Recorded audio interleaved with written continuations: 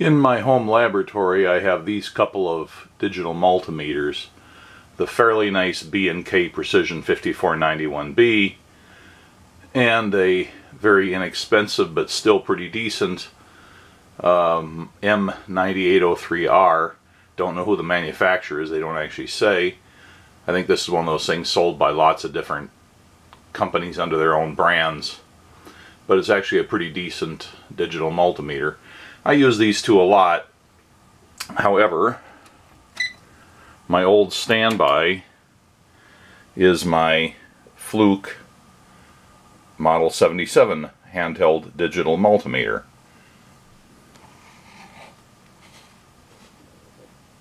I bought this one, I think, in 1986. I just started my third engineering job, the one that lasted me through the rest of my career, and I had been evaluating digital multimeters because one of my first tasks was to equip the company's electronics laboratory. They didn't have one up to that point, and so I was buying, oscilloscopes, power supplies, tools, parts bins and things like that, and I picked the 77 as a good meter for our needs.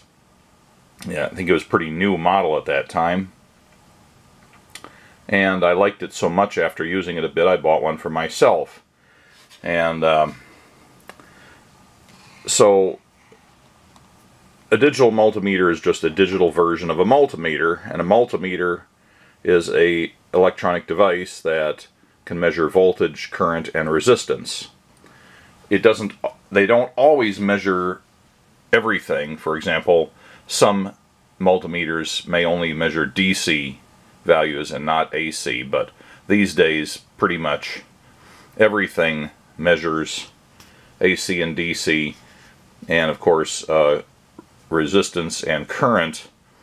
And then a lot of them also do things like their continuity checkers. This is a fairly basic model, but more of the newer ones have things like the ability to measure capacitance, frequency, conductance, transistor values, all sorts of things. I do want to say something about Fluke here, that a lot of people say, well, Flukes are too expensive, you can buy something just as good from one of these nameless Chinese vendors, or the way they get marketed. There's X-Tech, which makes decent equipment, but I don't know if they actually manufacture anything or if they just rebadge generic Chinese stuff and have it made in their colors and their fonts and so on. But anyway, working in industry as I have, I found out that Fluke is one of those few brands that is revered because of the way the company treats its products. For example, I have an X-Tech meter that nobody there seems to know anything about it. They barely know how to use it if I have a question. The manual's for garbage. The basic product is good enough, but there's a serious lack of support. And I dare say if you come back to them later on, a few years down the road with a device that's broken, they may not be able to service it. And that's one thing that people are willing to pay extra money for brands like Fluke. Just the handful of companies that are in the same league, they'll pretty much repair, service things that are way old. As long as they're able to do it, they make sure that they do it. I have had this meter sent back to Fluke about every 5 years for either calibration or verification of calibration, and they never come back to me and say, oh, that's an old model from 1986 or thereabouts. We don't deal with those anymore. In fact, they just slap a new sticker on, and in fact it may not need calibration, but they at least service it to make sure that it's working exactly the way it should. And that is something that a lot of companies and professionals are willing to pay extra for. The other thing is certification. If you're working in an industry where you need to have certified equipment, a lot of the brands that are out there, which are less expensive, there is no certification on them. They are what their specs say they are, but they don't present any kind of a sheet verifying its calibration certifications or anything like that.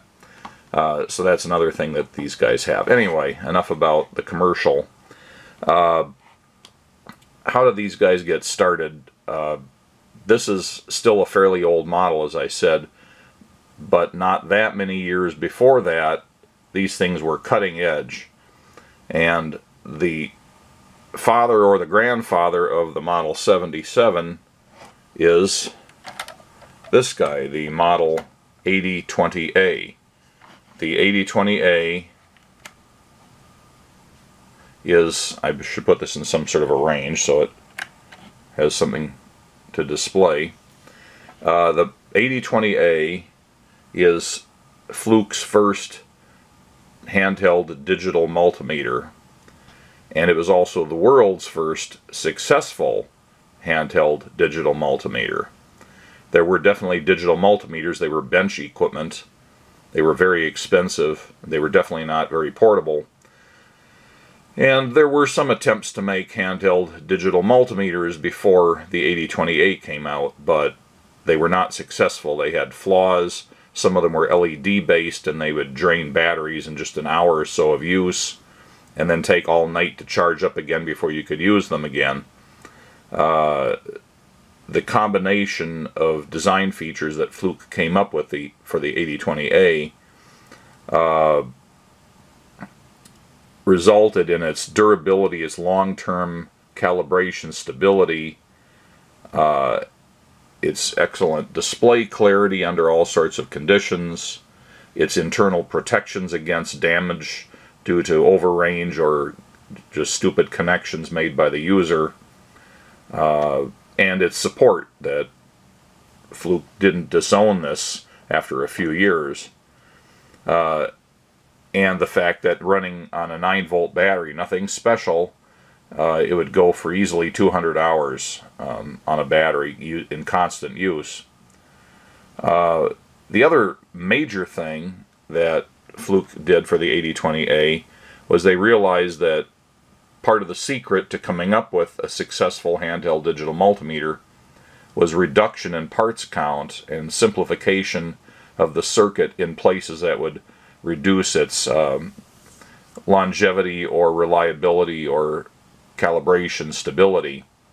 So they arranged for the Intersil Corporation, which was a known maker of specialty ICs, and collaborating with Intersil, the Fluke engineers developed the specifications for the 4290-100 monolithic analog to digital converter / display driver IC, which in short order Intersil made their own version of it, basically the same inside, but changed it just enough that it wasn't the same as the proprietary Fluke part, and they called that the ICL 7106.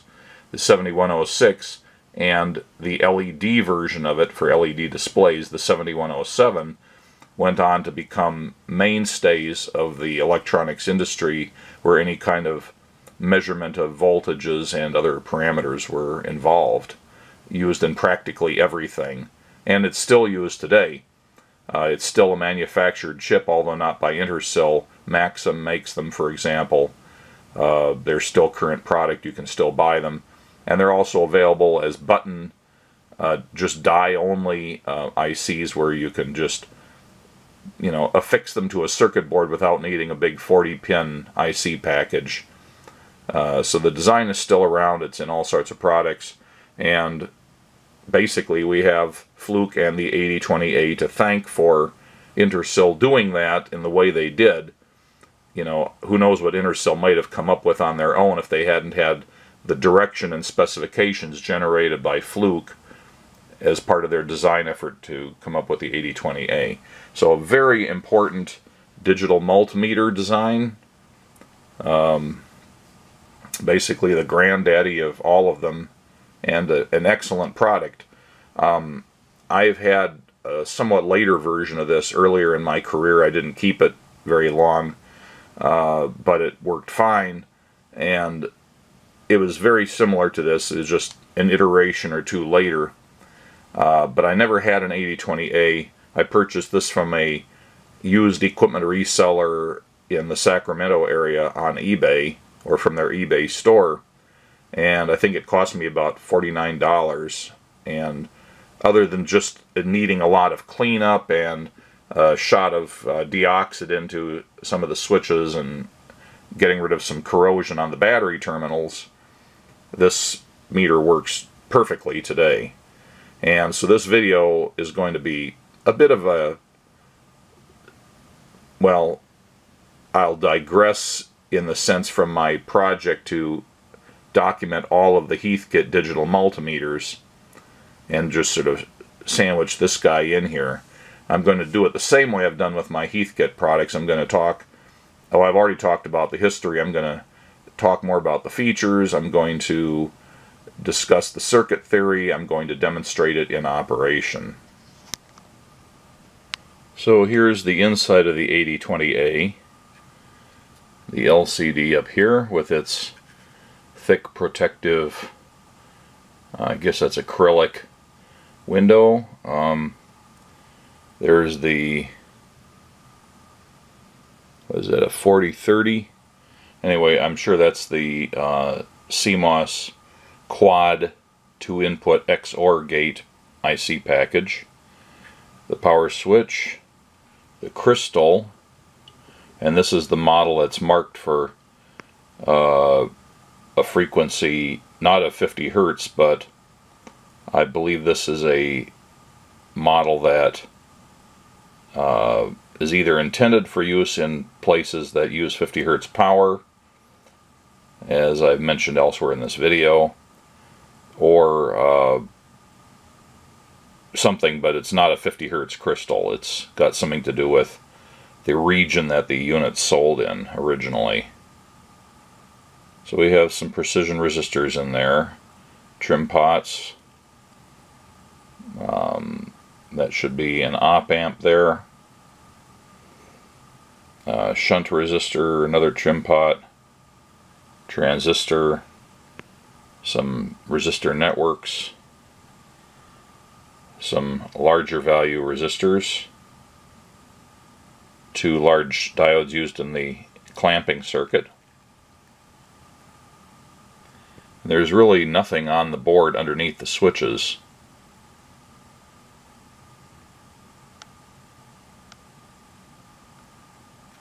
There's the 429100 proprietary A to D chip, which is very similar to an Intersil 7106, but not quite. There are some differences that make them incompatible. There's another view of that IC underneath the display. And there's the auxiliary power supply barrel jack connector.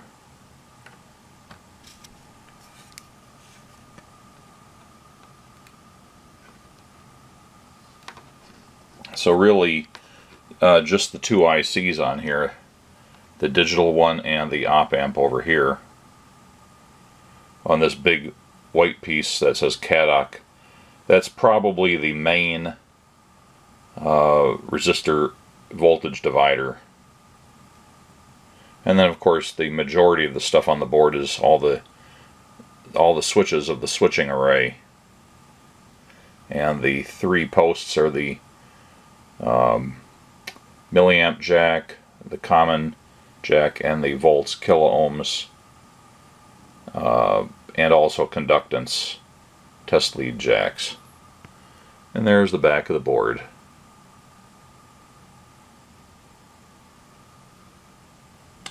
Here's the combination fuse holder for the milliamp range and 9-volt battery connector.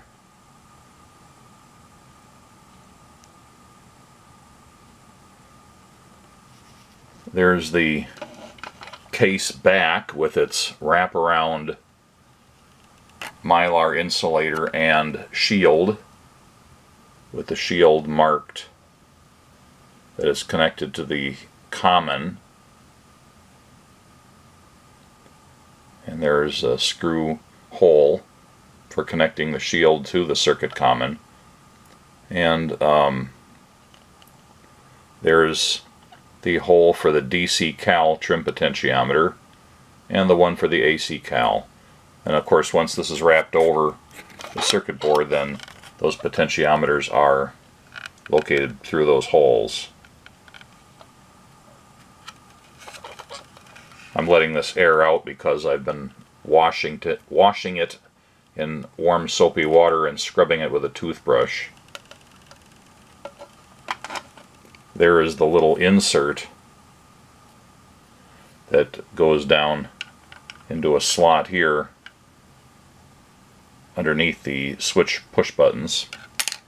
And there's the front of the case. Again, I've also scrubbed this with warm soapy water and a toothbrush, but it has a lot of yellowing. It could probably stand a retro bright treatment, but I'm not into that. So the battery compartment with its foam pad, and the battery compartment cover. All of these parts were just absolutely filthy. It took a lot of scrubbing to get the majority of the dirt off of the plastic parts.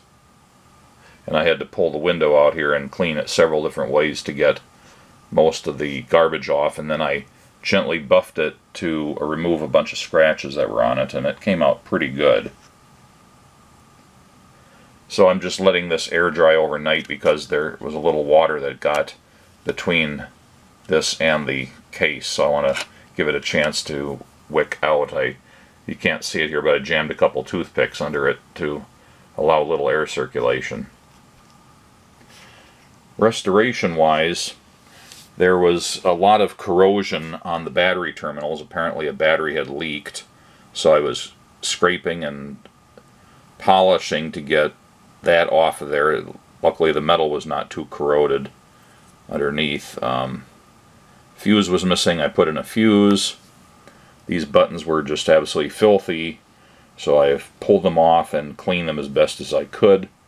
The power switch was not making reliable connections, so you'd turn it on and you had to find just the right sweet spot for the meter to power up at all, and then as soon as you tried using it, you'd move the meter and the power would cut out. So I've sprayed deoxid in there and worked the switch around, and I think it's much improved. There was lots of dirt packed into these, so I cleaned those out with a trimmed down Q-tip, and just generally blew some dust and stuff that had got into this part of the circuit by coming in around the push buttons. There's just some dust on there, and I got rid of most of that. Otherwise, I think this is functional. I will be testing it again, but just doing some tests with the meter disassembled, it appeared to be working as I show it here. Okay, putting this back in, I got the plastic cap, decorative cap over the power switch. I've got this little vanity cover where the switches go, the push button switches. And I can do this with one hand, stick it down here at an angle so that the power switch can tuck in there, and then drop the right hand side down, and that seems to be sitting down there properly. And then the shield is wrapped around, and this one screw is put through into the metal spacer that goes to the circuit common of the circuit board. And then the battery clip fuse holder has to tuck through like that. Make sure it's not pinched anywhere. And with any luck, the top part will go down.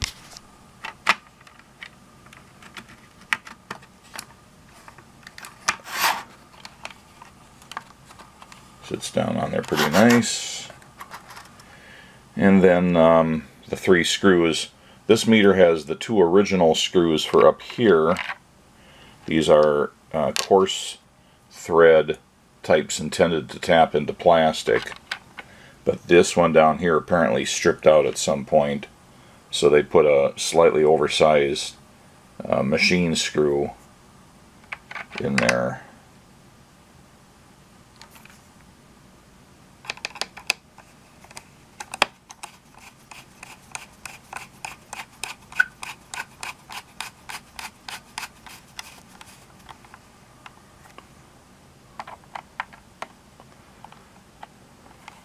Yeah, I'm using a straight blade and a Phillips. Sue me. The grooves in the plastic made by the threads on the screws are so well established, they go in there pretty nice. Don't really need much drive to get them in there.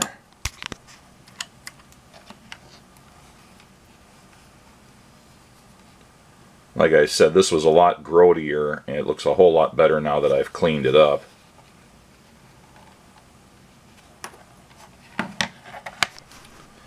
Then we connect the battery, and that should tuck in like this. It never ends. Anyway, so that fits in there nicely like that. I do want to contrast that. I was going to take a moment here. A lot of people have asserted that the Heathkit IM-2215, which I already have a video on, is just a kit version of the contemporaneous Fluke handheld multimeters. So here's the 8020A and here's the IM-2215. The 8020A came out in 1977. The 2215 came out in 79, but they're still pretty close to being the same period of time. They're very similar in general appearance, but you can see when they're put side by side that there's a lot of differences. The bezel area is entirely different. It's this one's segregated by ridges that this one doesn't have. The button design is similar, but they're not the same. These are taller, and the rib part goes all the way down, where on here they don't do that. Yeah, the milliamps common and volt ohms jacks are in the same place and with the same spacing, but again, they're not the same. And this has 1, 2, 3, 4, 5, 6, 7, 8 buttons. 1, 2, 3, 4, 5, 6, 7, 8.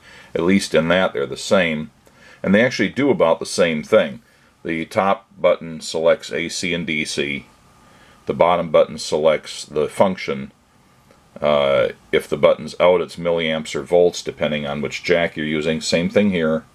And then resistance is the depressed position. Same thing here. And then in between you've got your 6 ranges. And it goes from 200 ohms in resistance up to 2 mega ohms. Same thing here. 200 millivolts up to 1000 volts or 750 volts AC. That's identical. There's only 4 current ranges, 220, 200, and 2000 milliamps, and those are the same. But when you look at the way the circuits are designed, even though the circuit designs are considerably different between these two, it's just one of those things that just makes sense. In order to measure, for example, a lower current range, it would considerably complicate the circuit more, in something that neither company wanted to do. Now let's flip her over. Well, yeah, they do both have a jack on the side. The Fluke one uses a barrel style connector. The Heathkit one uses a phone style connector. Go around on the back.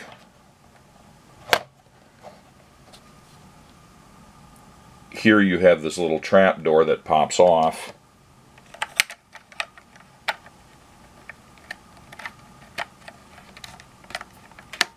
Oops, I still didn't get it in there. There we go. To get at the fuse and the battery on the Heathkit, you have to take 3 screws out to get at it.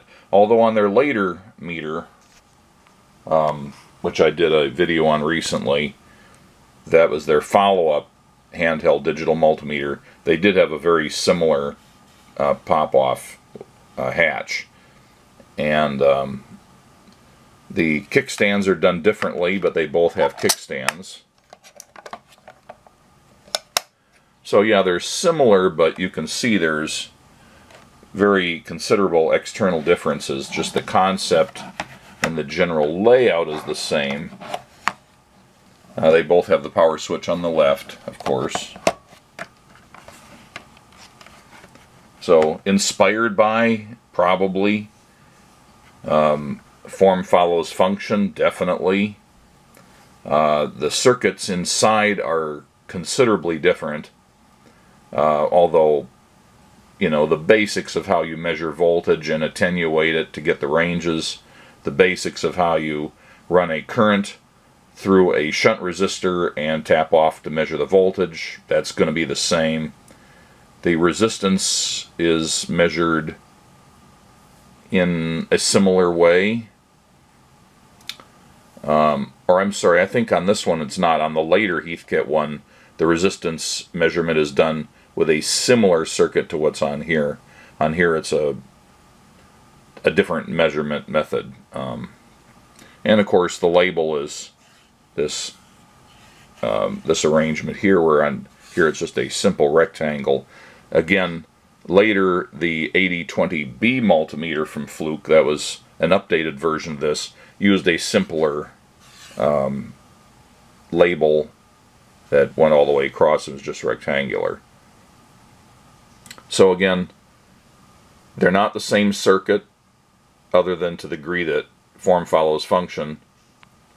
And they're definitely similar layouts in the case, but it's not like they use the same case or anything. So one is not the kit version of the other.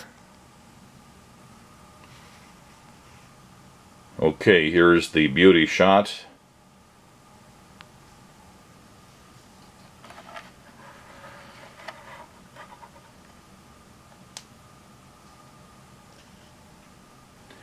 Let's take a quick look through the Fluke 8020A instruction manual. This is dated 1977, revised in 78. This is my print off of a PDF I downloaded. So it goes on to talk about how revolutionary this model is and how nobody's seen anything like it before.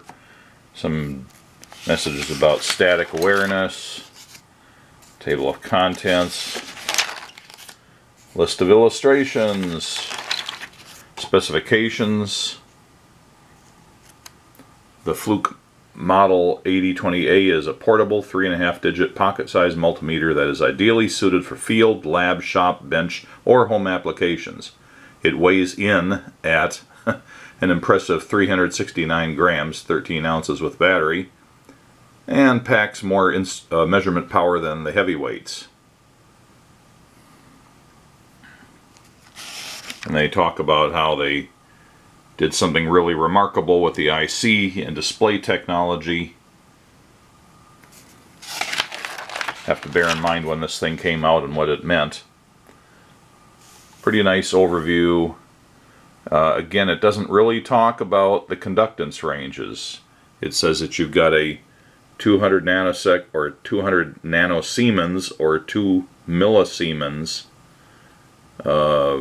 ranges, but it doesn't tell you how to get there. It just says simultaneous depression of 2 range switches, but it would have been nice to have said which ones. I didn't find it mentions that anywhere in the manual. Maybe there was a later version than I have that goes into that. Anyway, some more specifications. They, being Fluke, they're serious about their specifications. They make sure they really give them to you. Operating instructions, talks about battery life, how to interpret the display, input connections to common, overload protection, fuse replacement, how to do AC measurements, resistance measurements. Talks about, since it's not true RMS, most meters were not at that time, that came on later, it gives you an appropriate average reading in DC for the average of the sinusoidal waveform, which is what most people would be measuring probably. But if you're measuring some other things, it gives you some factors to interpret the display as to what they would really be if it was RMS average, peak to peak, zero to peak, and so on. They talk about if you're using frequencies outside of the 50 to 60 hertz range, how it's going to skew the reading slightly, and it gives you some math there to deal with that. Talks about the conductance range, and it tells you how to interpret the conductance in ohms by using a nomograph and a table, interpolation table. These days you would just haul out your calculator, type in the conductance value in Siemens, and then just hit the reciprocal key, and you'd get everything that this talks about. But you have to remember that in the mid-70s, handheld calculators were brand new, and a lot of them didn't have things besides just the 4 functions, so expecting users to have access to a quick reciprocal function was unrealistic, hence they put this in the manual. More information here, and again they show you how to push the buttons in various combinations. This is the only place I found where they actually mention the ranges for conductance, and they do show you that you have to have the kilo ohm switch in and both the top 2 ranges of the resistance to get the 200 nanosiemens range, but only the top one to get the 2 millisiemens range. So in that sense they do mention it in the manual, but they don't mention it in the text. They talk about how to make a transistor tester that plugs into the front of the meter. Theory of operation. They talk about the general overview of the circuit. They spend some time talking about the internal functionality of the 4290-100 monolithic A to D converter. They talk about basic voltage and current measurements, resistance measurements, conductance measurements. Then there's a whole section on maintenance and doing tests of various kinds. Looks pretty thorough. List of replaceable. Oh, there's a troubleshooting guide. This goes bad, it's probably this. List of replaceable parts. They only list the Fluke part numbers for everything. This is all just resistors and capacitors. There's a parts layout on the circuit board diagram. There's accessories.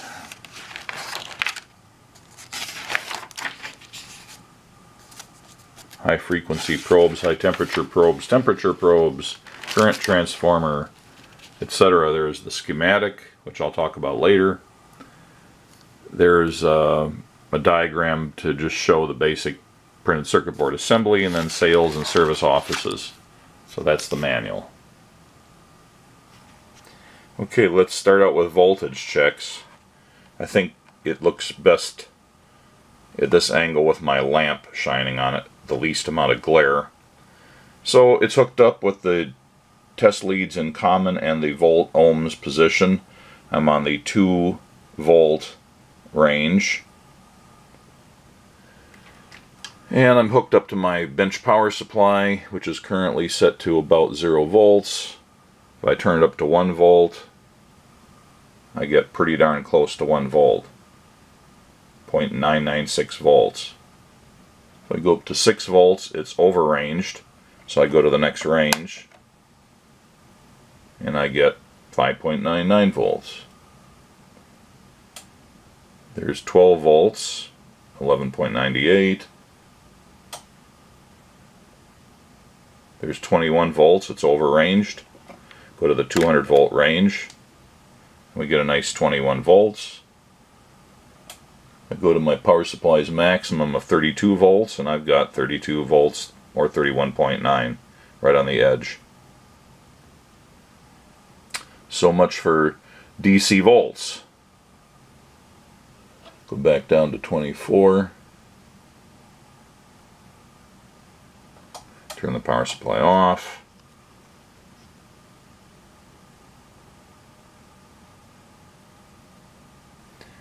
Okay, for AC volts, I'm just going to run in the higher voltage ranges, up in the 200 voltage range.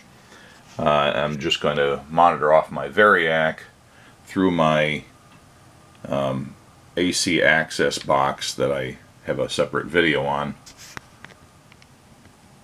So I'm going to turn this guy on, and we're showing 0. I'm going to crank her up to about 50 volts on the meter, and I'm getting that here. This is more accurate than this is.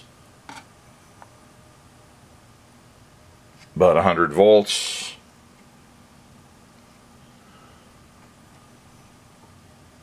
Around 140 some odd volts. So the AC voltage range is working. So to do a quick test of the milliamp range, I'm just going to stay on the 20 milliamp range. I've got the test leads connected with the positive lead and the milliamp jack, and the black on the common. The meter is wired in series with a 4 to 20 milliamp loop tester, and a power supply set to 24 volts. Okay, so I turn the power supply on, it's set to 24 volts. The tester indicates I've got good loop power, and it's set to mid-range, which should be halfway between 4 milliamps and 20 milliamps, or 12 milliamps, and the meter's reading 12.01. I can throw the switch to put it to 0%, which should be 4 milliamps, right on the money. I could throw the other switch to go to 100%, which should be 20 milliamps, and it's probably going to overrange. It did. So I have to go to the 200 milliamp range, and it's got 20 milliamps. I can take that switch back to here. It should go back to 12. I can get more resolution on it if I go back to the 20 milliamp range. Then I'll have 2 decimal points. And I can crank the knob around and see what's going on there.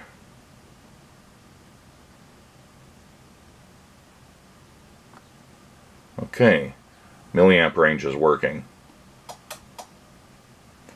Now, I've tested the meter's voltage mode, switching, and attenuation, and I've tested the milliamp range's shunt and switching functionality, and I've tested AC volts, so I know the AC converter, which converts AC signals to DC for measurement, I know that's working because I used it on volts. Because of that, there's no reason why the meter won't work on AC amps, but I'm not going to show that. But the circuit's been completely tested in both in its block format, so we know that it'll work on AC milliamps. Okay, I've got the meter reconnected for measuring resistance. I've got my Heathkit Decade resistance box tied into it. Let's start down at the 200 ohm range. It's reading 0. If I go to 1 ohm, oh, I forgot to push the button to put it in resistance mode. It's normally in milliamps or volts mode. So we put it into the kilo ohm measuring range, and I go back to here and put this in the 200 ohm range, and if I crank it up to 1 ohm there, we'll get 1.2 ohms. The 0.1.2 is just quiescent resistance in the test leads and the internal wiring of the box here. So the reading is always going to be a little higher than the resistance really is. I can go up to 5 ohms. We got that. I can crank her up to 1 in the tens position. Got 15 ohms. Crank that guy back down. Just have about 10 ohms. If I go to 20 ohms, I'm going to be okay because it goes up to 200 ohms.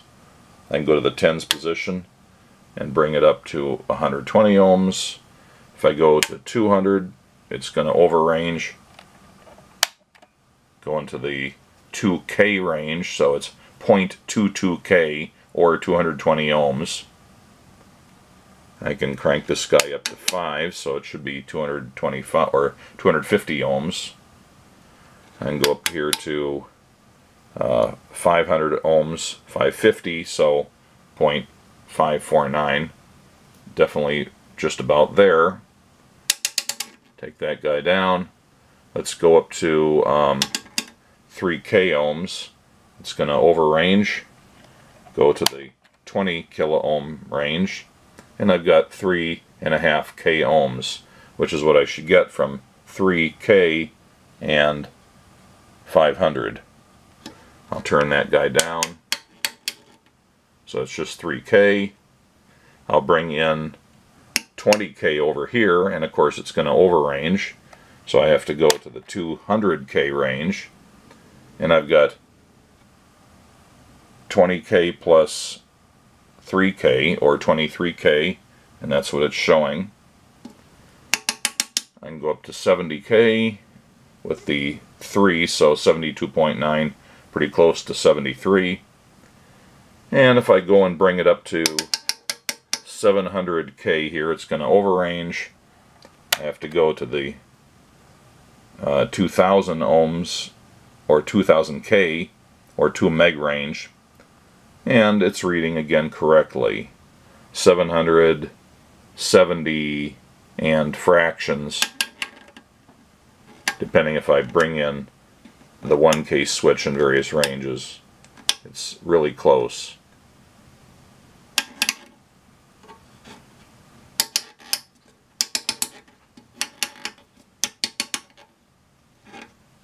Back to 0. Okay, testing conductance. I have the common and volt ohm jacks tied to the resistance decade box, and there are 2 ranges for conductance. I've kind of penciled them out here on this post-it note. There's the 200 nanosiemens range, which requires pushing the 20 mega ohm range button and the 2 mega ohm range button and the kilo ohm button down here. And that is good for measuring resistances in the range of 5 mega ohms to 10,000 mega ohms.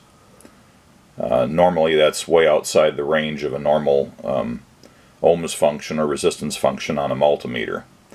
But by doing it with conductance and then doing the math to get the ohms, you can work in that range. The other range on this meter is the 2 millisiemens mode, which requires pushing the this is only according to the chart in the manual. It doesn't mention this anywhere else. It's easy to miss because it's a small chart.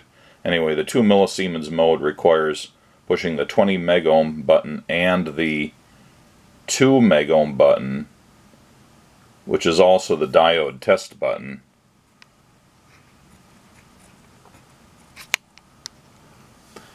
Along with the kilo ohm button.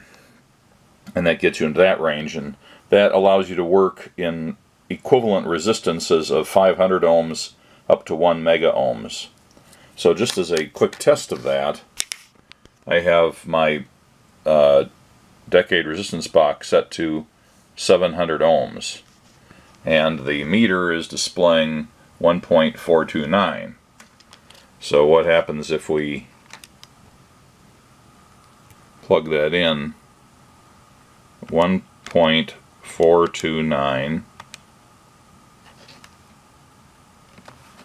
and because this is in millisiemens, I have to put it in the engineering notation mode and put in a -3. So 1.429 times 10 to the -3, that is 1.429 millisiemens. And then take the reciprocal, which is 699.79 ohms, and that's what I should have. So that's actually working. It's displaying the conductance of a 700 ohm resistor. Now I should be able to go up higher than that. What if I go up to 6K? Let's do the same magic here. It's displaying 1.66 or 0.166 times 10 to the -3 for millisiemens. Do the reciprocal, and that's 6,024 ohms, which is about 6K.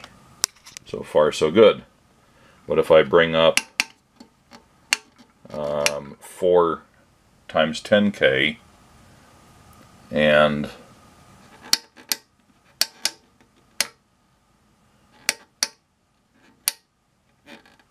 we don't see much of a difference on the display when we're up in that mode, but it does respond. So let's put it at 3 or 2. So 2 times 200K, 4 times 10K, and 6 times 1K. That's giving us 0.004. 0.004. That should be 200 or 250 K ohms. So 246, pretty darn close to 250 K. Again, we're way up at the end of the range here, so it's not making, much of a difference to the display unless I really move it around a lot, but it certainly gets you in the ballpark. So that, I think, is working. So let's try the other conductance range.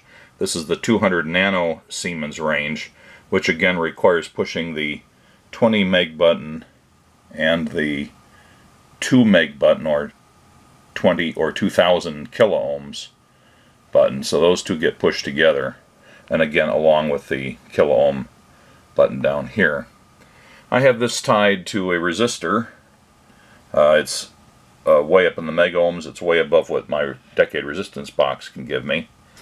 So let's just see what we get here. It's 44.5. So 44.5, and this is nanosiemens, so it's engineering notation. It's nano, so that's 9 minus, so 44.5 times 10 to the -9th. Take the reciprocal, and that's 22 megs, 471 K, 910 ohms. So 200 mega ohms approximately. These came out of my parts bin, and what are they? 22 mega ohm. How about them apples, huh? And 5% tolerance. That accounts for the it's actually 22.5 approximately mega ohms. So yeah, that's pretty good. Let's try it with 2 resistors in series. Okay, I've just got 2 clipped together. I'm just using the spare alligator clip to hold them together at the junction. That doesn't go anywhere. So reading of 22.6 nanosiemens. 22.6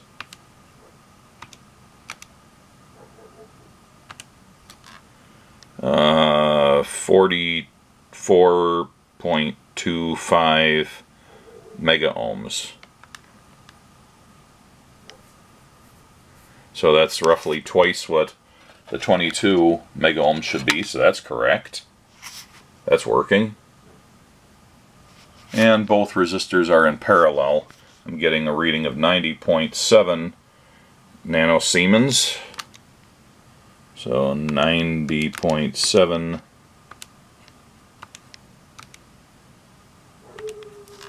It's about 11 megs, which is what you'd expect from two 22 meg resistors in parallel.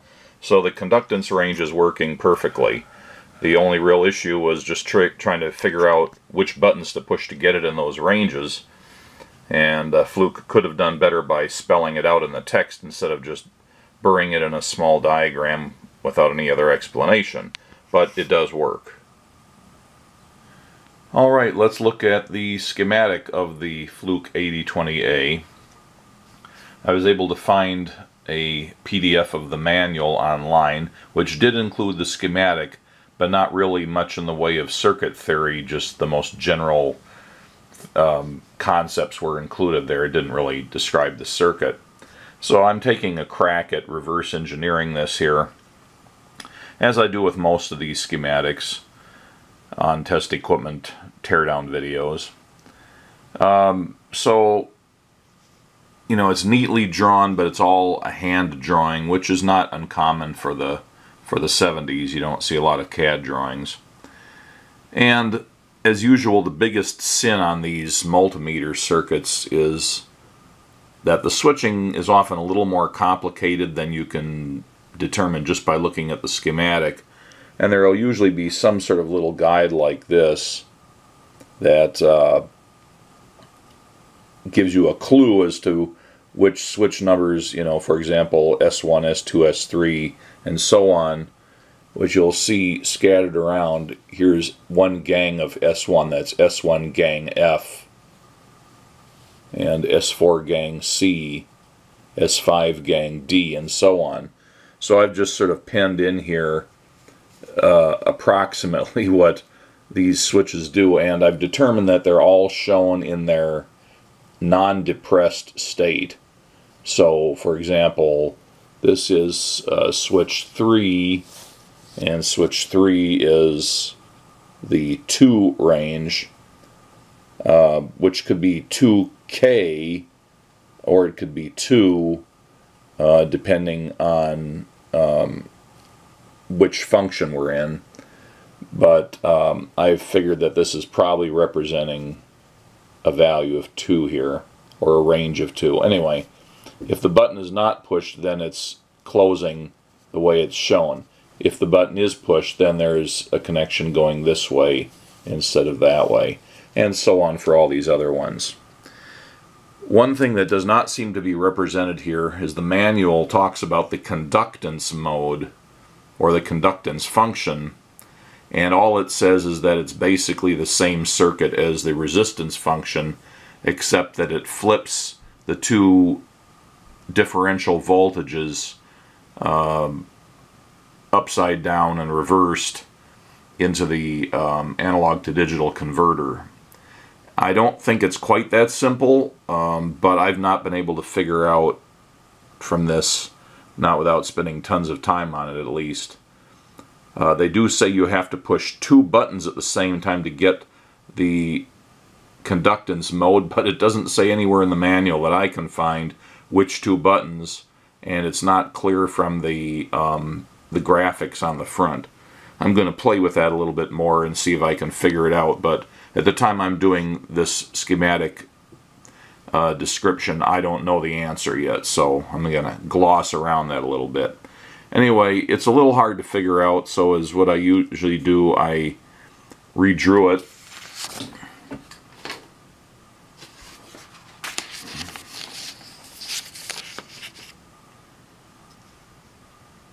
So here's a sketch of the Fluke 8020A's analog to digital converter and LCD and immediately ancillary functions. So here's the A to D converter. That's a proprietary Fluke part. They're number 429100. Now that was developed for them to their specifications by Intersil, and Intersil promptly made their own version of it that they could sell on the open market, and they called it the ICL 7106. And they removed a couple of functions that Fluke had in their version, such as a limited auto ranging function, and they changed some of the pinouts. The Intersil version is designed to work with an RC clock. The Fluke version works with a crystal-based clock, so the pinouts are a little different there between the generic Intersil version and the proprietary Fluke version. But as far as I can tell, the bulk of the functionality is identical between the two. I'm also not sure about the ranges. I could not find a spec sheet for the 4290-100. Looked around online quite a bit, asked on forums, nobody seemed to have one. The 7106 from Intersil has two differential inputs, a reference input, plus and minus pins of a differential input, that's called VREF here, and also the normal input differential input, that's VIN, if I can make my V's work today, and that also has plus and minus pins since it's differential. So the chip is basically measuring two different voltages in the greater meter circuit and comparing those two voltage readings and taking the ratio of them, and then the ratio is what is actually displayed. Sometimes that just means, on the simpler functions, putting some fixed reference voltage on the reference inputs and then applying the input voltage after it's been scaled and conditioned to the input circuit here.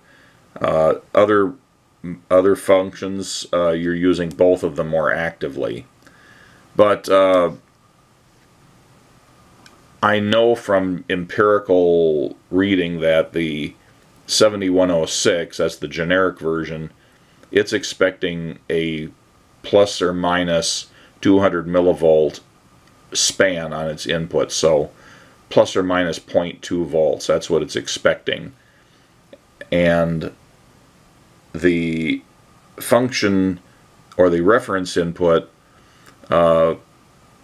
seems to be in the same ballpark, but there seems to be some leeway in exactly what that range is.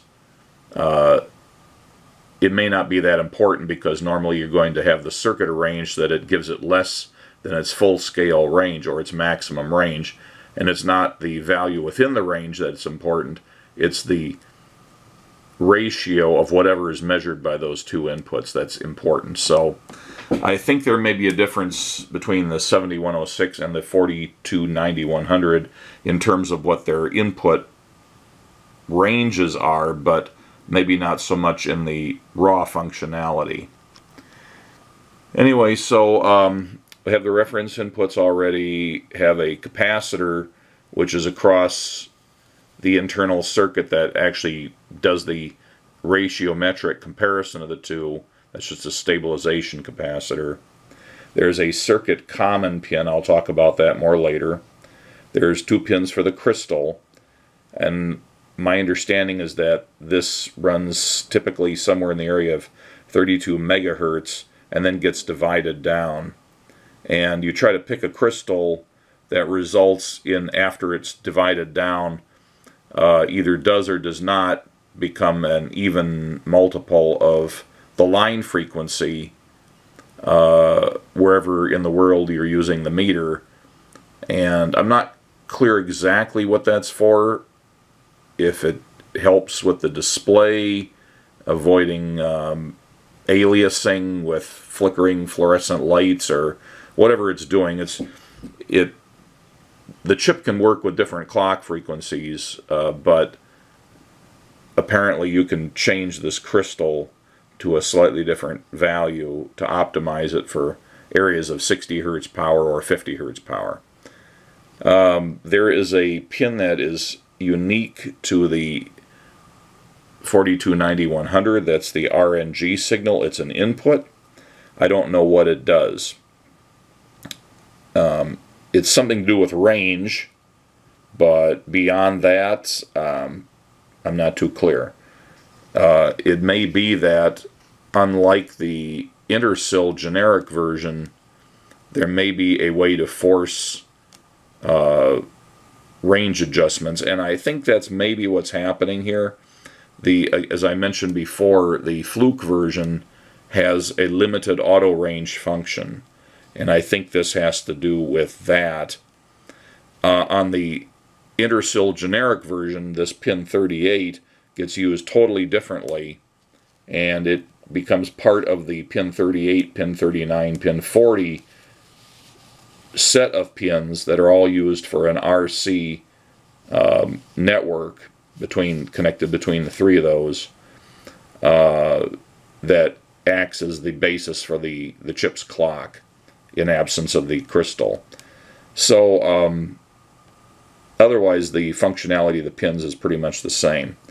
There's a test output. I'll talk about that more in a bit. There's a resistor and two capacitors that are tied together to these three pins. This is just the same as the 7106. And that is part of the integrating part of the IC, the part where the dual slope integration, that's the heart of the analog to digital conversion. It requires a value that can be stored in a capacitor. That's the auto zero value, and this is the auto zero capacitor. There's the capacitor which is actually used for the integration function. And then there's, I think it's buff, it's probably buffer. There's a buffer in that circuit, and this has a resistor that ties back into these. So anyway, that's all part of the integrator and auto zero functionality. Those parts are something that they wanted to have more flexible, so they didn't put them right on the chip, or it was too difficult to implement these parts in the values they need to have using the internal die-based chip circuitry. The 4290-100 A to D converter is powered from two pins, the VDD, and down at the other end, the VSS. This is designed to work from a 9-volt power supply, and so indeed the power supply of the 8020A meter is a 9-volt battery. Its plus side is connected to the VDD pin of the A to D converter, and that voltage point is referred to in the circuit as VDD. It nominally has a positive 2.8 volts on it, measured from the circuit common pin, pin 32. The opposite side of the battery, the negative side of the battery, if you will, or the minus side, is connected on pin 26 to the VSS pin of the A to D converter chip, and that point is known elsewhere in the circuit as VSS, and measured from the COM pin, that's a minus 6.2 volts. If you take the span of minus 6.2 volts and positive 2.8 volts, you get the 9 volts that's nominal for the battery. So what this is essentially doing is it's creating a bipolar supply for use by the circuitry. And even though it's a single power supply battery, it gets divvied up by the A to D converter chip to become a positive 2.8 volt supply and a negative 6.2 volt supply, assuming that you're measuring from the COM pin. And the way that's obtained is there are two voltage references built into the IC. One of them is a 2.8 volt reference, the other is a 5 volt reference, and those are represented here as Zener diodes, even though in reality it's more complicated than that. And then some sort of a constant current source back to the VSS. So if you take the 2.8 Zener voltage and subtract it from the 9 volt of the battery and put that on the COM, then if you measure from the COM, you end up with the positive 2.8 volts. Or looking at it the other way, if you still think of the VDD as being the plus 9 of the battery, then the COM is minus 2.8 volts, or VDD minus 2.8 volts. It's all how you look at it. Then the other voltage reference uses a 5 volt Zener type reference, and that results in a minus 5 volt, again VDD minus 5 volt voltage at the test output. Going back to reference everything to circuit common, that means the test output is minus 2.2 volts. So to recap, if the 9 volt battery is applied here, you end up with a VDD which is plus 2.8 volts measured from common, which is 0 volts measured to itself, the test output which is minus 2.2 volts measured from common, and VSS which is nominally minus 6.2 volts measured from common, although as the battery depletes its voltage will decrease and this span here will be less than 9 volts. But remember that this voltage here is based on this voltage reference in the IC, and this voltage here is also based on a voltage reference in the IC, so those relationships do not change. So only this voltage gets affected within this conceptual model. As the voltage on the battery deteriorates over time and use, this voltage becomes less negative. It may go to minus 6 volts or minus 5.8 volts, whatever. And it doesn't really matter because the circuitry in the rest of the meter doesn't need anything to be that low. So anyway, that's how the voltages are referenced, and I'll be using those concepts in the rest of this description. The LCD is a 3.5 digit LCD, so it has a units range, 7 segments for that digit, a tens digit, I think I said range up here, I meant digit, a tens digit with its 7 segments, and a hundreds digit with its 7 segments. And for those who are not used to this, there's an industry standard for 7 segment displays, whether they're LCD or LED, that they're lettered A, B, C, D, E, F, G for the 7 segments of each digit. So that's carried through here. These are all directly driven from the 4290-100 A to D chip. Then we also have, because the display can, being a 3.5 or 3.5 digit display, in addition to the units, tens, and hundreds digits, which are full digits, it also has to be able to display a 1 in the thousands position. So it uses segments B and C together to form a 1. And that's all this display has on it. This particular LCD doesn't even have the other segments for the 4th digit. It just has the B and C segments so that it can display a 1 in that position, or the thousands position. It also uses that as the overrange indication, so it does double duty. Those 2 segments are driven from a single pin on the A to D chip.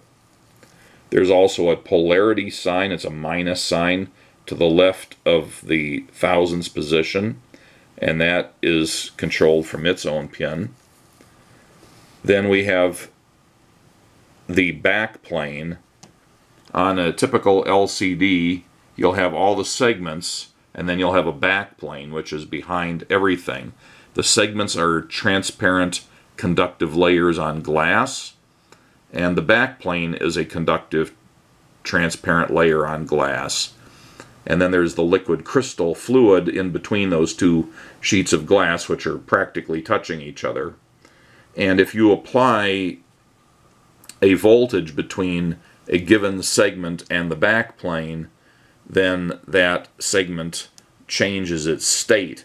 It would go from being invisible to being visible. And it's generally better for the LCDs if you constantly alternate the polarity of the voltage that's applied. You don't just apply a steady state DC to them. So for that reason, the IC here generates the backplane voltage that's used by the general backplane of the LCD. And what it's actually doing is it's producing a square wave at a fairly high frequency, and that square wave alternates between the test voltage and the VDD voltage. Remember that test is minus 2.2 volts and VDD is plus 2.8 volts. Well, if you do the math, that's 5 volts. So it's applying 5 volts, but every so often, every short period of time, it flips the two voltages around and applies the same voltage but with the opposite polarity. Well, how is that accomplished? Well, the backplane is always doing this, and the segments are all driven also in a square wave, but the square wave is either in phase or 180 degrees out of phase with the backplane signal. If a given segment's signal is in phase with the backplane, then that means when the backplane is at VDD, the segment's voltage is also at VDD. There's no voltage difference between those, therefore there's no voltage across that segment and the backplane, therefore that becomes an invisible segment. But if the segment's signal is 180 degrees out of phase, then when the backplane is VDD, the segment is the test voltage. So one's at plus 2.8 volts and the other is at minus 2.2 volts. Therefore there is 5 volts across that segment in the backplane, and that segment becomes visible. So there's logic in the A to D chip that handles that in phase, out of phase thing for every segment that's supposed to be visible or invisible. It takes care of that automatically. We don't have to worry about it. The polarity sign on this particular LCD does not use the general backplane. It has its own backplane for just the polarity sign. So we connect in the 8020A meter, the polarity backplane is just jumpered to the general backplane, so they all work together like one big backplane. There's also a CLN, I don't know what that is, on there, which is also connected to the backplane. It's my guess that that might be that maybe the low battery symbol on the display might also have its own backplane, and perhaps that's the dedicated backplane for that, just like the polarity had its own backplane for that one segment. Anyway, there's 3 different things that all get driven by the backplane signal from the A to D chip. Finally, we have the low battery segment and the 3 decimal points. The decimal point to the left of digit 1, the one to the left of the tens digit, and one to the left of the hundreds digit, or if you will, to the right of the thousands digit. We don't need any other decimal points. There's no need to have one at the extreme right or at the extreme left. So how are those controlled? So this is the circuit that's recommended by Intersil for the 7106, so it's very familiar. You use a CMOS XOR logic gate in the 4000 series CMOS logic family. It is controlling the backplane or the decimal points and the low battery segments of the LCD. Well, we know already from talking about the other segments for the numbers that those have to be AC signals, and they have to be going between plus 2.8 volts and minus 2.2 volts, or between VDD and test. In order for the outputs of this IC to swing in that positive and negative voltage range, the chip itself has to be powered from those voltages. So the pin 14 positive power supply for this chip is derived from VD or plus 2.8 volts. And the pin that would normally be connected to 0 volts or circuit common, in this instance is connected to the test signal, which is minus 2.2 volts. So that makes this chip, even though the difference between minus 2.2 and plus 2.8 is 5 volts, so this chip is operating at what it thinks is a 5 volt power supply, because of the fact that its negative or minus pin is connected to a minus voltage instead of to ground, its output swing is plus and minus of 0 volts, reference to the circuit common. The one input on every one of the XOR gates is driven from the backplane. Now, it's important to mention what an XOR gate is. It's like a normal OR gate, except it's exclusive. That's what the X is for in XOR. So the output will only be logically true or on if one and only one of the inputs is logically true or on. If both inputs are off or logic 0, or if both inputs are on or logic 1, then the output will be low or logic 0. Since one input is always being driven by the backplane, then the output can only be true on a given gate if the input is energized, and because of the XOR function, that will automatically drive the output to be 180 degrees out of phase with whatever the backplane is doing at the moment. If these inputs here are turned off, then it will drive the outputs in phase with the backplane. So it's basically doing the same thing that was done for all of these pins, but doing it a little more discreetly. And that's because that has to be under control of the meter circuit, not under control of the A to D chip, which only knows about the voltage span plus or minus 0.2 volts. It doesn't know anything about resistance. It doesn't know about current measurements. It doesn't know about all the different voltage, current, and resistance ranges that the rest of the meter circuit is working out on its behalf. So we have to be able to tell the decimal points where to be and which ones to be turned on to make sense based on all the input conditioning and scaling that's happening outside of the A to D chip. So to that end, these three inputs, which are again dedicated to the decimal points, are pulled to logic 0 or minus 2.2 volts via these three pull down resistors. Then there is some switching. I've oversimplified it. It's actually considerably more complicated, but in effect it boils down to three switches which are connected to VDD or plus 2.8 volts. So if the switch is closed, it pulls those inputs logically high. If the switch is open, the resistor pulls those inputs logically low.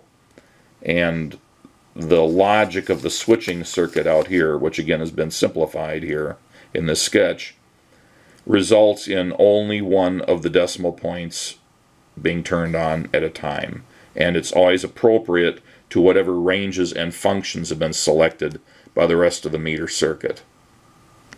As already mentioned, this meter has a low battery indication on the LCD. That does not come from the A to D converter. It knows nothing about the low battery testing. So that's done a little differently, but it still uses one of the XOR gates in the same way that the decimal points did. But its conditionable out or input, which can be logic high or logic low, comes from this little circuit here. And this is not a simplification. This is exactly what's there. This had me scratching my head a little bit until I realized what was happening. It's really just a simple transistor comparator. So the collector of this NPN bipolar transistor is tied to VDD or plus 2.8 volts. And the emitter is tied to VSS or minus 6.2 volts via this resistor here. So by that, the transistor, if it's turned on, pulls this input to logic low. If this transistor is not conducting, then this resistor pulls this to logic high, and that's again what feeds this XOR gate. So what makes this transistor turn on or turn off? Well, its base is always tied to the test signal, which is minus 2.2 volts all the time.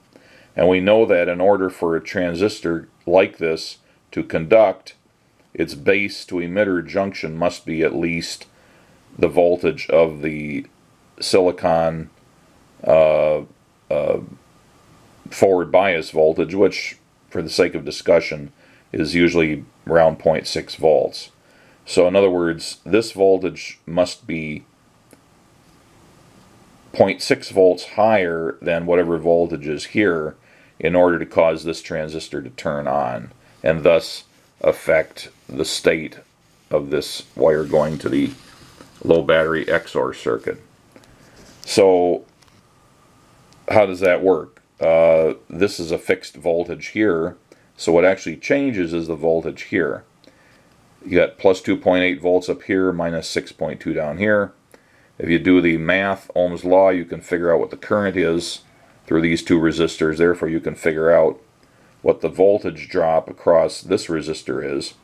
And it's always about 1.6 volts. So this point will be 1.6 volts higher than whatever is here.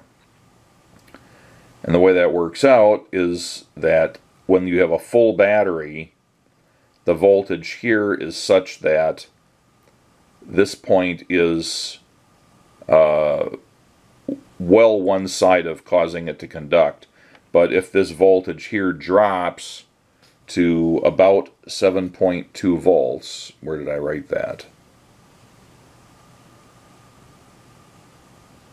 Oh, well, if it drops to about 7.2 volts, I guess I didn't write it here, then this voltage becomes more positive or less negative, and it does that to the point where this voltage is no longer different from this voltage, and therefore it changes whether the transistor is conducting or not.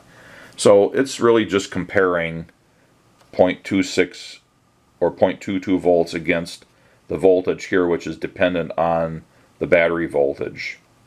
And according to that, it either indicates you've got a battery that's still good, or you've got a battery that's getting to be low voltage. The meter will probably still work for a while, but it's at least an indication that things might start going south with the functionality of the meter circuit if you continue to operate the meter with the low battery indicator on. So that's all that's happening there. Oh, I did write it down here. When the battery voltage drops to 7.2 volts or below that, then the VSS becomes less negative until the voltage at the emitter rises such that the 2.2 volt or test voltage on the base is no longer forward biasing the transistor, so the collector changes state, thereby triggering the low battery in display. So I think that's all that I need to say about the A to D and display functionality of the 8020A meter. So here's my sketch for the voltage function of the 8020A meter. Way over here on the right side, I've got the A to D converter. The input pins, input high and input low, or input plus, input minus, that's the one differential input. It's expecting a voltage in the range of plus or minus 0.2 volts, either way of 0. And then we have the reference voltage down here. I'm not sure exactly what it's expecting. I haven't worked it out, but it's expecting some reference voltage. And then, of course, circuit common, as already discussed, is connected out. So let's talk about the reference voltage first here.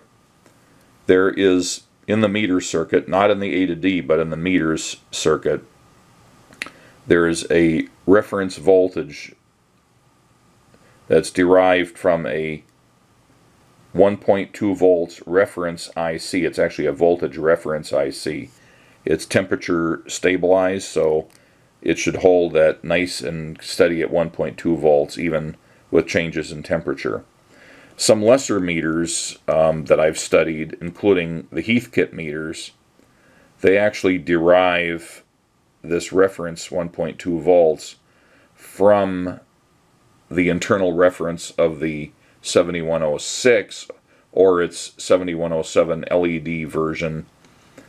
So they're actually deriving it from the voltage references inside the A to D converter, thereby saving a few shekels. On the Fluke version, they just did it a little nicer. They actually used the slightly more expensive, because it's an extra component, 1.2 volt reference IC. So you end up with 1.2 volts across this. The minus side of it is connected back to circuit common. So that means that this point here is 1.2 volts above circuit common, which is what we're measuring everything relative to. And that voltage is applied to the positive input of the reference input on the A to D converter. Then there's a big voltage divider here, the bottom of which is a trim pot for DC calibration. And then we tap off of that voltage divider, and depending on if we're in the normal mode, which would mean volts or amps, or if we're in the mode where we're measuring, as the meter calls it, kiloohms, measuring resistance.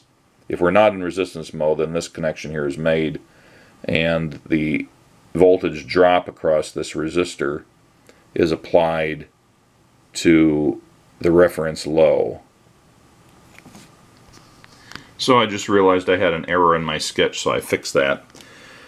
So we develop 1.2 volts between this point and circuit common, and that again is where everything is referenced to in the meter circuit. There's this set of resistors which adds up to 12.26K. Do the math, that ends up with about 98 microamps going through the divider, assuming the cal control is centered. And that's really close to 100 microamps, which is probably the round value we're looking for. Now if you multiply that current by the 10K resistor at the top of the divider, we end up with 0.98 volts, basically 1 volt developed across here. The remaining 0.2 volts from the voltage reference is dropped in this part. Well, that is applied to the other input of the reference, input of the A to D converter. So basically we're giving it a 1 volt reference here, at least when we're in volts and amps mode. So still in volts mode, here's the volts/ohms input terminal for the test lead and the COM test lead, which is connected to circuit common. There is this big voltage divider here, 9 meg, 900K, 90K, 9K, 900 ohms, and also 90 ohms, 9 ohms, 0.9 ohms, and 0.1 ohms. So the voltage is applied across this big resistor voltage divider, and that can only happen if the meter is not in ohms mode. If it is, then you don't use all of the divider, you branch off, but in voltage mode you're using the whole divider. Well, all those resistances together add up to 10 megs, and the input impedance for voltage measurements of the 8020A meter is 10 mega ohms, so that's how we get that. There are the range switches up here, the 2 kilovolt range, 200 volt range, 20 volt range, 2 volt range, and 200 millivolt range. And depending how those switches are configured, and remember only one of those can be operated at a time. They're like radio buttons, so all of these switches are shown in their normal position, but one of them will be in the opposite position. Let's just say we're in the 200 millivolt range. So this switch will be where it's shown here, and therefore this resistor doesn't do anything, and we're running the voltage through here and applying it to the entire divider, and then tapping off that same voltage coming through here. This switch in the 200 millivolt range will be in this position, so that voltage is measured directly here. All these switches are in their normal position, so it just goes through here. Essentially, we're not using the resistor divider, even though we are applying the input voltage across it, we're not measuring from anywhere within the divider. We're kind of doing this bypass here and coming through here. And assuming that we're in DC mode, then the analog or the AC precision rectifier, or AC converter as Fluke calls it, we're just bypassing that whole circuit, and we come up here and we apply that input, which is a maximum of 200 millivolts across the input terminals of the A to D chip. And what's the input low doing? Well, if we are in normal mode, it goes through this switch, and then if we're in DC mode, it goes to ground. So we've taken the 200 millivolts that's being applied between this terminal and this terminal and just brought it all the way through and connected it directly to the input of the A to D converter. So it's doing its job. It's comparing that plus or minus 0.2 volts or 200 millivolt signal, and it's comparing it to the 1 volt, and then it's taking the ratio of those and displaying that, and you'll get a number up to 199 millivolts on the display. Now if we kick it down to the 2 volt mode, that means that this one must be back to normal, and this switch now is in this position, so we're applying a higher voltage across the divider, and we're tapping off of it, and then running that tap voltage back, and it's exactly the same thing. So we just keep taking a different slice of the overall voltage in decade increments and applying it to the A to D converter, and that's how we get all of that. Now, what if we're in the AC mode? Here's my little sketch of the AC converter, and I'll admit I don't completely understand everything that's going on in here. It's clear that it's bypassing this when we're selected to measure DC volts, and we're engaging it when we're selected to measure AC volts. And this is just an averaging meter. It's not a true RMS meter. So nothing in this circuit should have anything to do with creating a true RMS adjustment. So this doesn't seem to have anything to do with it. But the signal must come through here. So when we're in the AC position, we take our attenuations here from the resistor divider. We come down through this switch. We've got a capacitor coupling to reject any DC component, and it's applied to the plus input of this op amp, which is nominally set up as a voltage follower. I'm thinking, great, it's just a buffer, right? But then the output, which is still AC, comes through this DC blocking capacitor, and it's fed back to the plus input. And I don't understand what that's there for.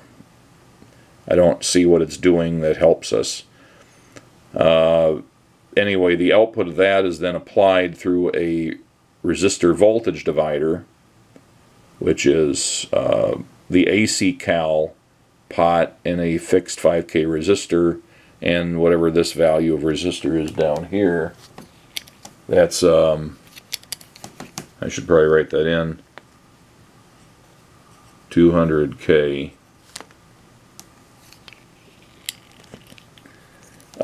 So again, the majority of the voltage is being dropped here and therefore applied to the minus input of the second op amp. This same point is tied back through a resistor to the input of this circuit, but only when we're in the DC position.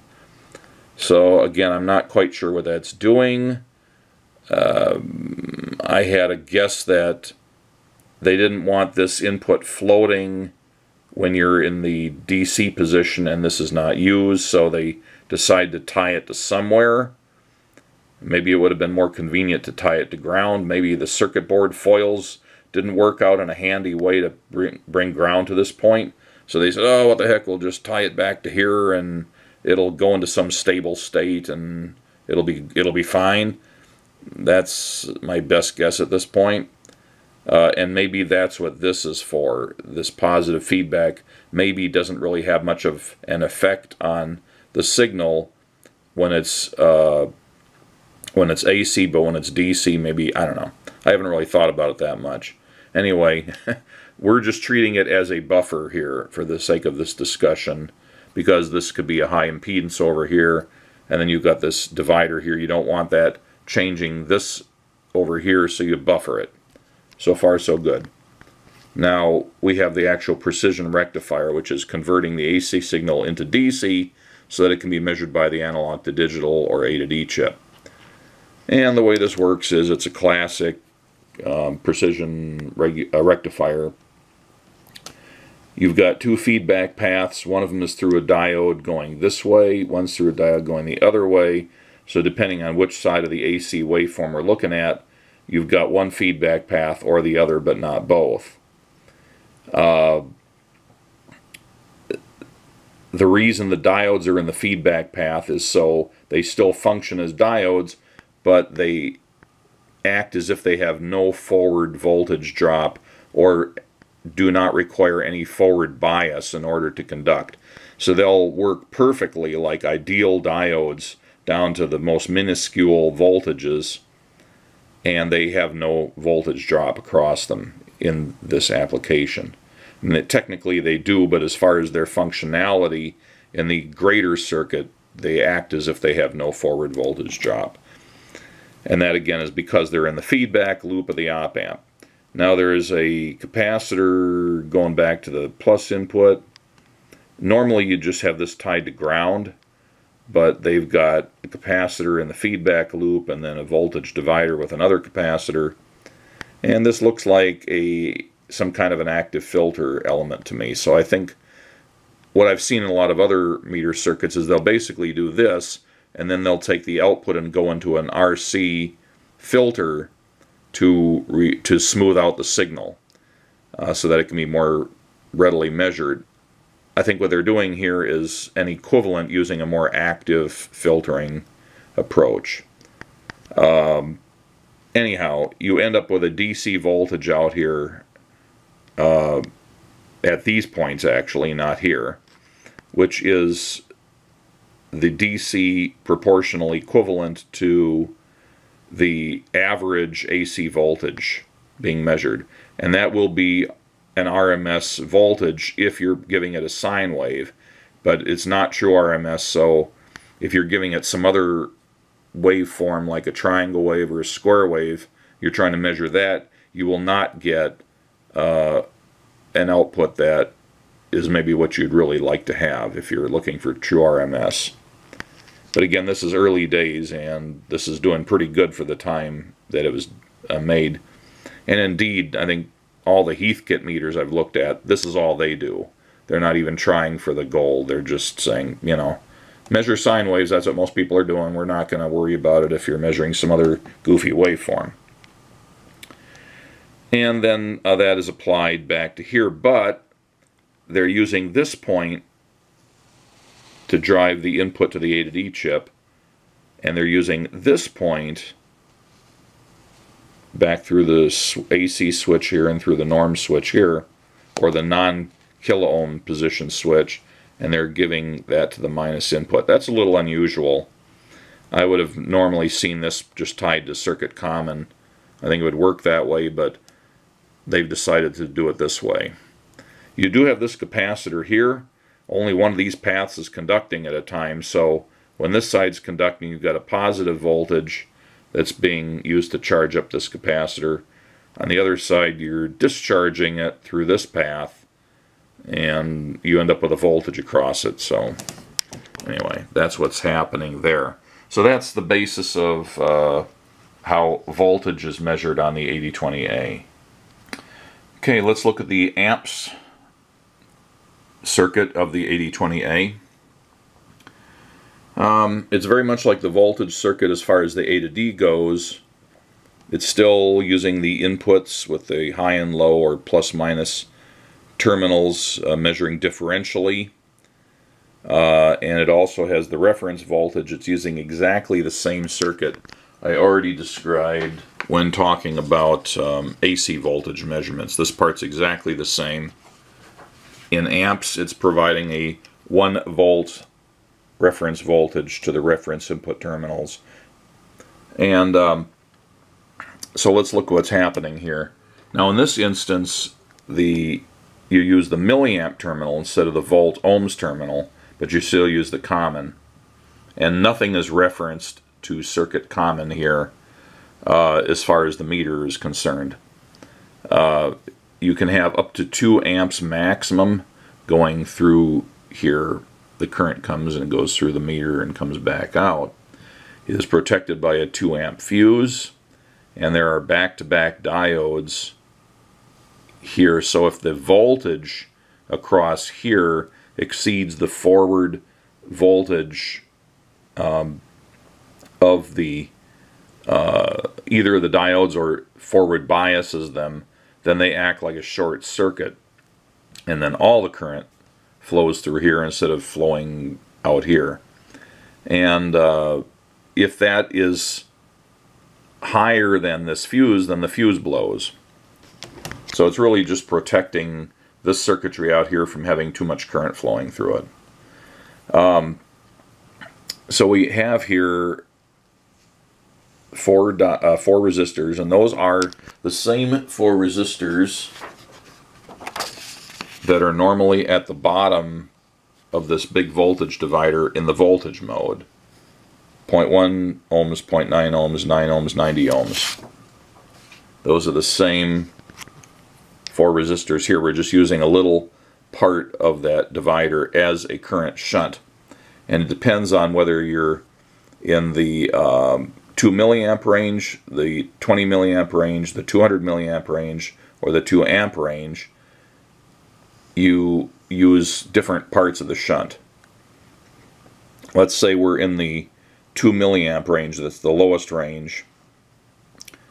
So this circuit assumes that you're in that range if you're not pushing one of the other 3 switches or buttons on the side.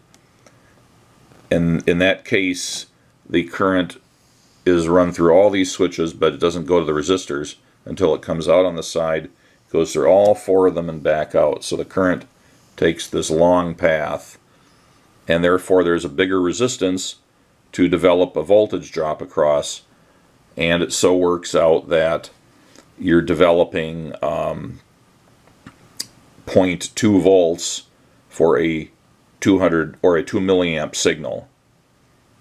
Now if you went to the 20 milliamp, now you're just shorting out or ignoring the 90 ohm part, and now you've only got the 9 ohm, the 0.9 ohm, and the 0.1 ohm, but you have a higher current, and it still ends up developing the same voltage drop across the resistors that are still in series. Same thing if you're 200 milliamps, you use less resistance but more current, so Ohm's law gives you the same voltage drop, and so on all the way up the line. Whatever voltage developed across the resistors as a result of the current through them gets tapped off through whichever ones are not being used as the shunt, and coming up here, going through this switch. This is the same switch that normally, or let's say in the voltage mode, would be connecting the top of this bunch of resistors to the bottom of all the other resistors for voltage measurements. But in this instance, we're just skirting through that switch and going this way. Now we engage the other resistors in the divider all the way up to the top.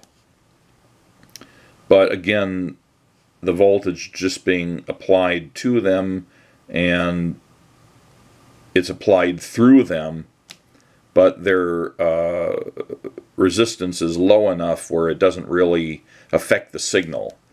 The input impedance of the analog to digital converter is very high, and these resistors are so low, orders of magnitude below that. So even though they're in series, they don't appreciably change the signal being measured. If we're measuring DC, we bypass the AC converter circuit, same as was shown in the voltage mode.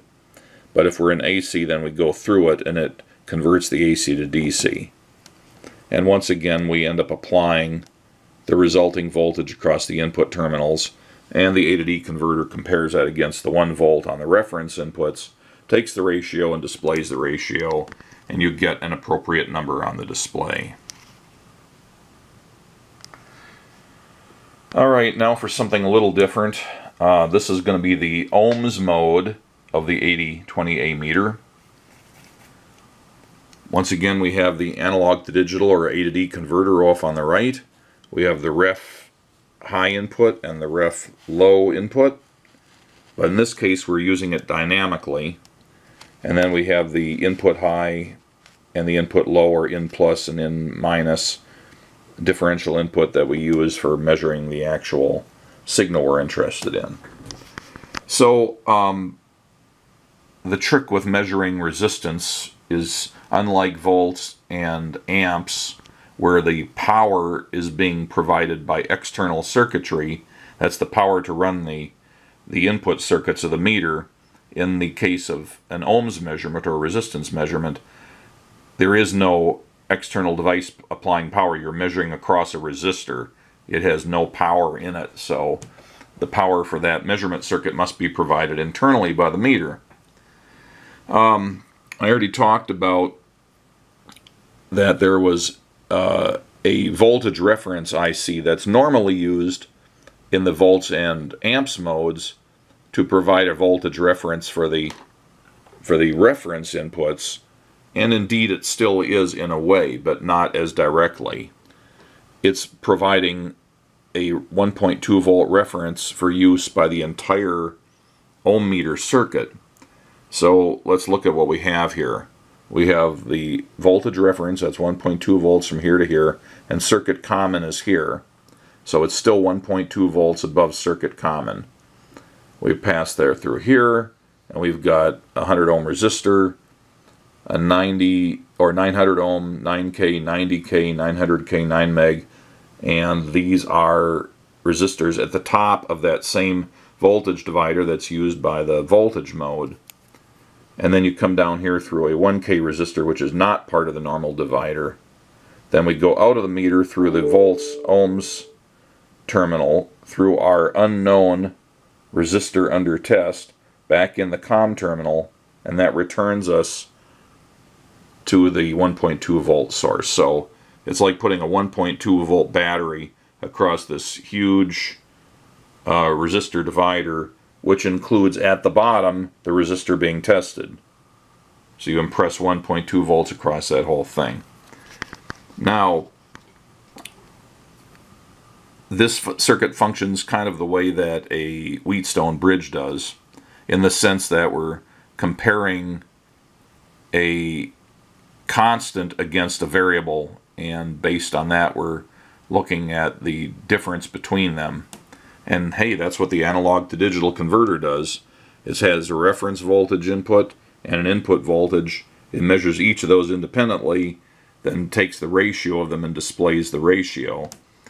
So in this case, we're measuring the voltage drop across all of these resistors down to this point, and that voltage is being measured by the reference inputs.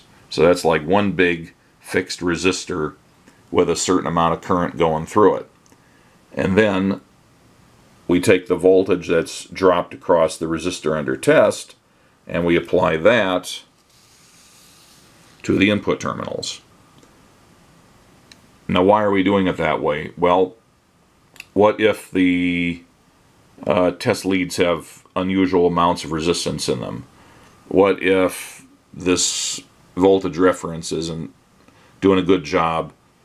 In order to do this comparative test of two different voltage drops, we have to know that the same current is flowing through both resistors, the reference resistor and the resistor under test. And because of this circuit, that's what we're doing. If the voltage here changes, the current through all of the resistors change, and the resistances stay the same, but the voltage drops across them will be affected because there's less voltage and less current. But they're still ratiometrically the same values. So you'll still end up with the same display. What if you introduce a resistance somewhere else in the circuit, for example? Well, it'll be ignored because of the way this is being measured. So really, that's the basis of the resistance measurements.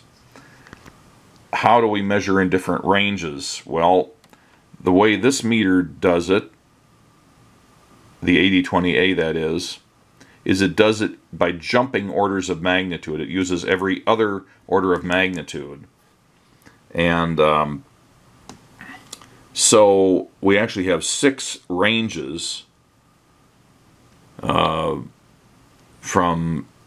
200 ohms to 2 kilo ohms to 20K to 200K, and not shown here, 2000K or 2 megs and a 20 meg range. There are no switches engaged for those 2 upper ones because they're not needed. If we're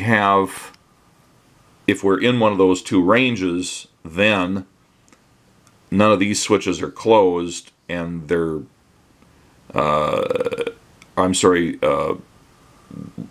these switches are all in the positions they're shown. That's what I should have said. So we're only using these 2 resistors, and then we're shorting out through the normal positions of these other switches and coming down here. So instead of measuring the current, the voltage drop across all of these resistors, we're only measuring it across some of them, because now we're tapping off of this point in the divider, and therefore we're only concerned about the voltage drop from here to here.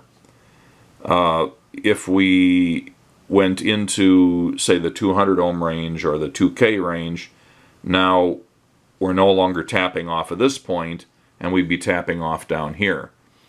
If we are in the higher range, then we end up using, again, a different portion of it. So that's how that works, but the meter can't tell from this whether we're in the 200 ohm range or the 2 kilo ohm range.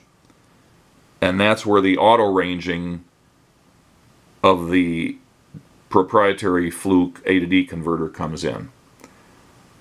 It has the ability to shift gears automatically between 2 adjacent ranges at the low end, and so therefore we don't need to spoon feed it as much up here. We just get it in the ballpark, and then it auto ranges within the 2. So it would auto range between these 2 regardless of which one you select. Or if you're selecting 20K or 200K, it does the same thing here, but the A to D chip auto ranges between the 2 of them. And the same thing goes if you haven't used any of these switches, and therefore you're in the 2 meg or 20 meg range, the meter still auto ranges between the 2 of them. That's why there's not so many switches here. Now, in the other meters that I've talked about that use the very similar ICL 7106 IC, which is based on the proprietary Fluke chip, that does not have the auto ranging function. That was disabled to make it different from the proprietary version. Therefore, those meter circuits they still have all the same kind of resistors, but they're picking off every junction through a more elaborate switching arrangement to be able to spoon feed the A to D converter with its lack of auto ranging. So that's why that looks a little funny. There is some limited protection here if you connect something stupid. For example, if you connect up the test leads to a voltage source while you're in resistance measuring mode, now you're applying, instead of some tiny voltage that's a fraction of the 1.2 volts here, now you're applying some other voltage. Well, you're applying it across these points, and there's a 100K resistor and a 10 meg or a 1 meg resistor in series with the very high impedance between these 2 points. So it's not enough current through all of those to damage anything. There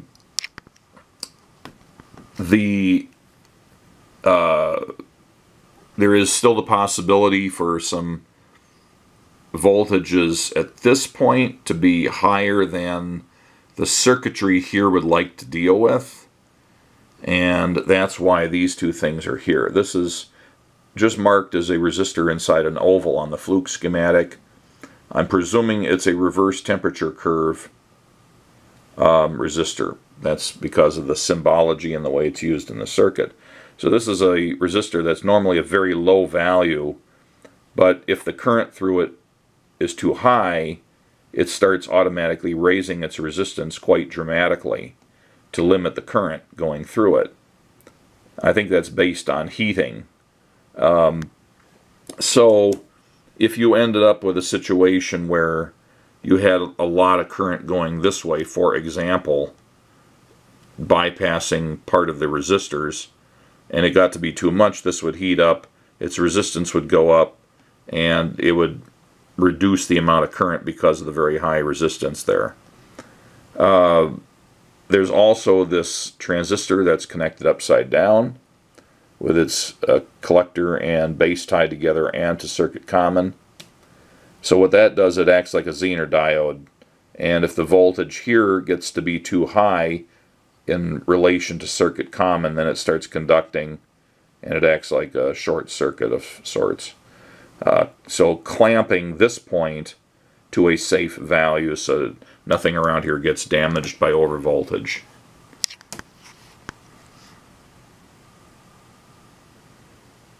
I can't think of much else to say about the resistance mode.